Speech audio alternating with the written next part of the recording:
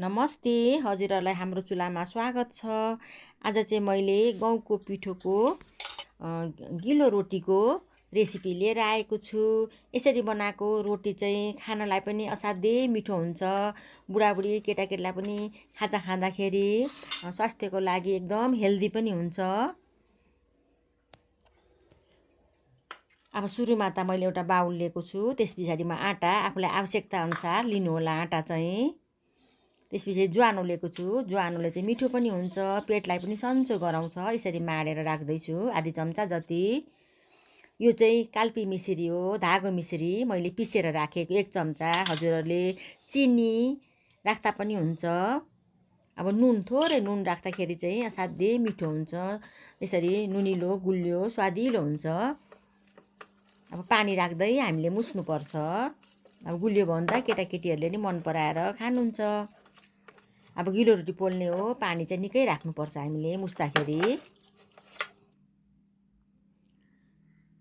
मजाले यसरी मुस्नुपर्छ, यसमा गिर्खा गिर्खी चाहिँ हुनु हुँदैन।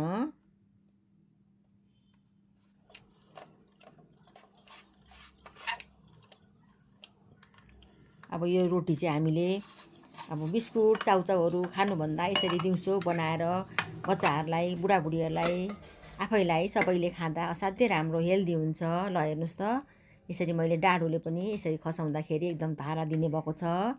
यसरी हामीले बनाउन सकिन्छ। म चाहिँ तावा बसाइसकेको छु। अब तावामा चाहिँ घिउ लगाउँदैछु। हजुरहरूले घिउको सट्टा तेलमा पनि बनाउँदा हुन्छ। अब तर घिउमा चाहिँ झनै मिठो हुन्छ। सबैतिर मैले फिजाइसकेँ। मैले चाहिँ फलामको तावा लिएको छु। हजुरहरूले ननस्टिकमा पोल्दा नि हुन्छ, फलामको तावामा पोल्दा नि हुन्छ। अब चाहिँ यसरी राख्नुपर्छ। एक एक डाडो गर्दै मैले चाहिँ राख्दैछु। अब ग्यासलाई चाहिँ हामीले एकदम लो बनाउनुपर्छ, अनि रोटी मजाले फिजाउनलाई सजिलो हुन्छ।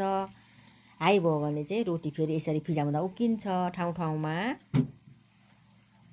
मजाले हेर्नुहोस् त कस्तो मजाको चिल्लो भएको छ। अब छोपेँ मैले। छोपेपछि चाहिँ ग्यासलाई मिडियम बनाउनु होला। यहाँ मैले छोपेको पनि निकालिसकेँ। यसरी छोपेर पकाउँदा चाहिँ मजाले पाक्छ रोटी।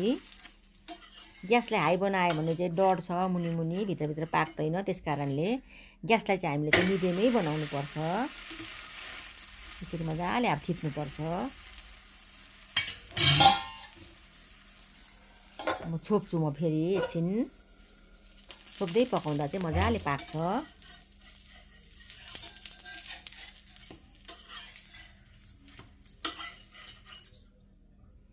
यसरी दुईपट्टि नै पल्टाउँदै पकाउनुपर्छ।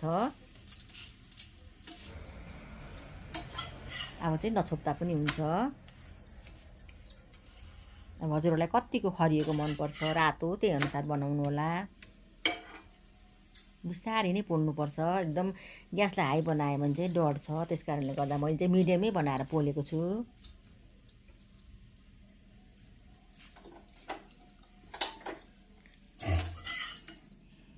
पाक्यो। अब म थालमा राख्दैछु एउटा प्लेटमा।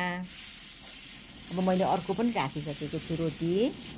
बिस्तारै यसरी फिजाउनुपर्छ, छोपेरै पकाउनुपर्छ। अब हजुरहरूलाई बाक्लो पातुलो चाहिँ कतिको मनपर्छ त्यही अनुसारै बनाउँदा हुन्छ डाडुले मिलाएर।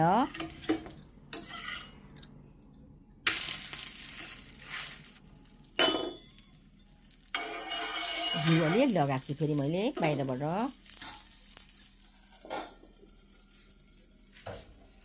नछोपी पकाउँदा नि हुन्छ, तर छोपेर पकाएर चाहिँ मजाले पाक्छ, छिटो पाक्छ। ल हेर्नुहोस् त, अर्को पनि मैले पकाइसकेँ। अब ल मैले यसरी नै सबै रोटी बनाएर सकिसकेँ। मैले चाहिँ पुदिना र टमाटरको अचारसित राखेको छु।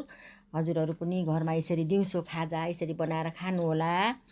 हामीले पनि दिउँसोको खाजामा बनाएर खाएको, सबैले मन पराएर खानुभयो। हजुरहरूलाई भिडियो कस्तो लाग्यो? भिडियो मन परेमा लाइक, कमेन्ट, सब्सक्राइब गरिदिनुहोला। साथी फ्यामिलीसँग सेयर गर्नु नभुल्नुहोला। धन्यवाद।